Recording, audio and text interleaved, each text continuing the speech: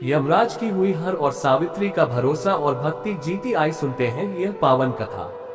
ऐसी और भी रोचक कहानी सुनाने के लिए हमारे AMS स्टोरी चैनल को सब्सक्राइब जरूर करें।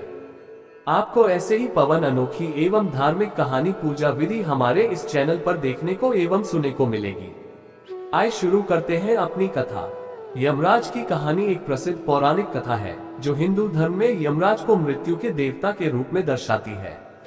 यमराज को धर्मराज भी कहा जाता है और वे न्याय के प्रतीक माने जाते हैं। उनके बारे में कई कहानियां हैं, जिनमें से एक प्रमुख कहानी है सावित्री और सत्यवान की कथा। सावित्री और सत्यवान की कथा। बहुत समय पहले एक राजा अश्वपति की बेटी सावित्री थी। वह बहुत ही सुंदर और बुद्धिमान थी। जब सावित्री विवाह योग्य हो गई तो उसने स्वयंवर किया और सत्यवान नाम के एक वनवासी राजकुमार को पति के रूप में चुना। सावित्री को एक साधु ने पहले ही बता दिया था कि सत्यवान की मृत्यु शादी के 1 साल बाद हो जाएगी। सावित्री ने ये सुनकर भी सत्यवान से विवाह किया और उनके साथ वन में रहने लगी। जब 1 साल पूरा होने वाला था, सावित्री ने कठोर व्रत लिया और अपने पति की सेवा करने लगी। वह जानती थी कि यमराज सत्यवान की आत्मा लेने आएंगे। जिस दिन सत्यवान की मृत्यु होनी थी, उस दिन सत्यवान जंगल में लकड़ी काटने गया। उसी समय यमराज उसकी आत्मा लेने आए। सावित्री ने यमराज का पीछा किया और उन्हें सत्यवान की आत्मा नहीं ले जाने के लिए मनाने लगी। यमराज ने सावित्री के भक्ति और साहस को देखकर उसे 3 वरदान देने की पेशकश की, लेकिन सत्यवान की आत्मा लौटाने का वादा नहीं किया। सावित्री ने पहले वरदान में अपने ससुराल के राज्य को वापस पाने की मांग की, जो खो गया था। दूसरे वरदान में उसने अपने पिता को 100 पुत्रों का आशीर्वाद मांगा और तीसरे वरदान में उसने अपने लिए और सत्यवान के लिए 100 पुत्रों का वरदान मांगा। यमराज ने सभी वरदान दे दिए, लेकिन तीसरे वरदान के कारण उन्हें सत्यवान की आत्मा लौटानी पड़ी ताकि सावित्री के 100 पुत्र हो सके। इस तरह सावित्री ने अपने साहस और चतुराई से अपने पति की मृत्यु को टाल दिया और यमराज को हार माननी पड़ी।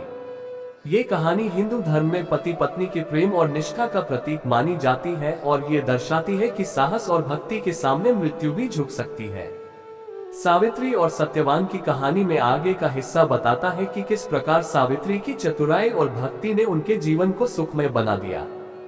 सत्यवान की वापसी और सावित्री का विजय। यमराज द्वारा सत्यवान की आत्मा लौटाने के बाद सावित्री अपने पति के साथ अपने आश्रय पर वापस आए। जब सत्यवान जागा, उसे यह समझ नहीं आया कि क्या हुआ था, लेकिन सावित्री ने उसे सब कुछ विस्तार से बताया। सत्यवान की मृत्यु के समय के बाद जीवन में वापस लौटना एक चमत्कार था और सत्यवान भी सावित्री की भक्ति और साहस से बहुत प्रभावित हुआ। इसके बाद सावित्री ने यमराज से प्राप्त पहले वरदान के कारण अपने ससुराल के खोए हुए राज्य को पुनः प्राप्त किया। सत्यवान और सावित्री दोनों राजमहल लौटे और राज्य का शासन संभाल लिया। सावित्री के पिता, जो अश्वपति राजा थे, उन्हें भी सावित्री द्वारा मांगे गए दूसरे वरदान के अनुसार 100 पुत्रों का आशीर्वाद मिला। उनकी पूरी प्रजा खुशहाल हो गई और उन्होंने सावित्री के नाम की महिमा गाई। सावित्री और सत्यवान ने एक सुखमय जीवन व्यतीत किया और उनका वंश आगे बढ़ा। उनके 100 पुत्रों ने भी राज्य का विस्तार किया और धर्म और न्याय के मार्ग पर चले। इस कथा की सीख। सावित्री और सत्यवान की यह कथा हिंदू संस्कृति में पत्नी के प्रति पति की निष्ठा और पतिव्रता स्त्री की शक्ति का प्रतीक मानी जाती है। सावित्री ने यह साबित किया कि एक पत्नी की भक्ति और प्रेम जो सच्चे मन से होती है, वह मृत्यु जैसी बड़ी शक्ति को भी हरा सकती है। ये कहानी हमें सिखाती है कि साहस, धैर्य और भक्ति के साथ कठिन से कठिन परिस्थितियों का सामना किया जा सकता है और सफलता प्राप्त की जा सकती है।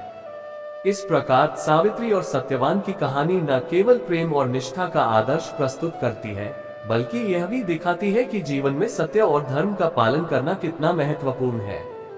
धन्यवाद सभी मित्रों एवं भक्तजनों को। मैं आशा करता हूँ कि आप सभी ने ये कथा ध्यानपूर्वक सुनी होगी।